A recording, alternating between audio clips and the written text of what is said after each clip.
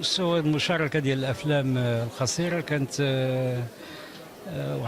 واحد السقف عالي، بحيث لا المواضيع ولا لو تريتمون، يعني المعالجة، كانوا في المستوى ديال يعني أفلام بروفيسيونيل.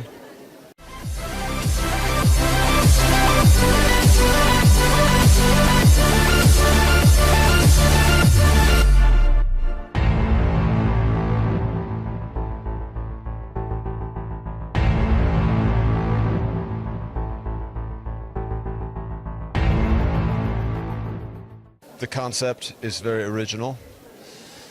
The professionalism of the team that puts together the festival is really amazing. The people that they bring here, the artists, the jury, the actors, the directors are top, first class, and I feel honored to be part of it.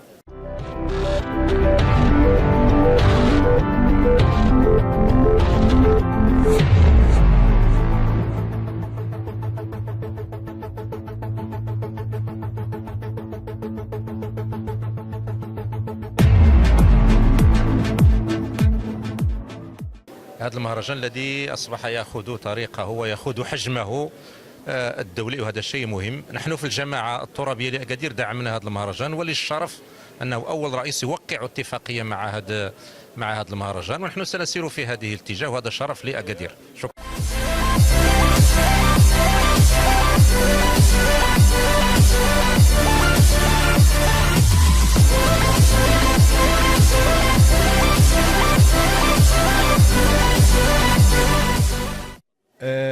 بسم الله الرحمن الرحيم. أنا الدكتور يوسف العميري، رئيس بيت الكويت للأعمال الوطنية ورئيس اتحاد المنتجين لدول الخليج.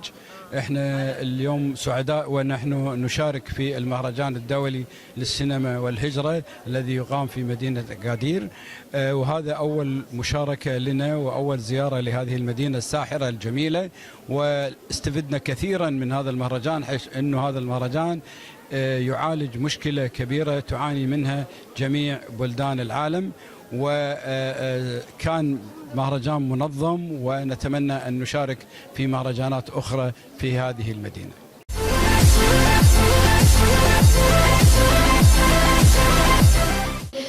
دونك مساء النور، انا فرحانه بزاف لهذه الجائزه. غادي نعيط لدابا لبلجيكا باش نقول لهم بان توصلنا بالجائزه الكبرى.